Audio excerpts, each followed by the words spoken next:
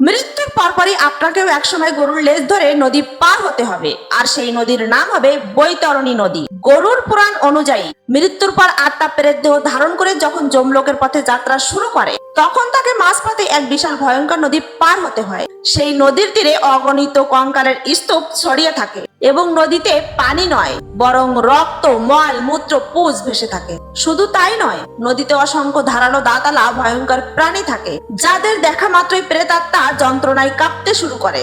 এই নদী প্রায় 1200 কিলোমিটার দীর্ঘ, যা মৃত্যুর পর প্রত্যেক প্রেতাত্মাকেই অতিক্রম করতে হয়। কিন্তু এই ভয়ঙ্কর নদী রক্ষা পাওয়ার উপায়ও আমাদের সনাতন ধর্মে বলা আছে, আর সেই উপায় হলো গো সেবা, অর্থাৎ গরুদান। যদি কোনো ব্যক্তি মৃত্যুর আগে বা তার পরিবার শ্রাদ্ধে গরুদান করেন, তবে বৈতরণী নদীর তীরে সেই গায়ে তাকে অপেক্ষা করতে দেখা যায়, আর সেই গরুর লেজ ধরে আত্মা সহজেই নদী পার হয়ে যেতে পারে। মৃত্যুর এই রহস্য সবাইকে জানাও, যাতে তারাও বুঝতে পারে এখন থেকে তাদের কি কি করা উচিত। কমেন্টে রাধে রাধে লিখতে ভুলবেন না।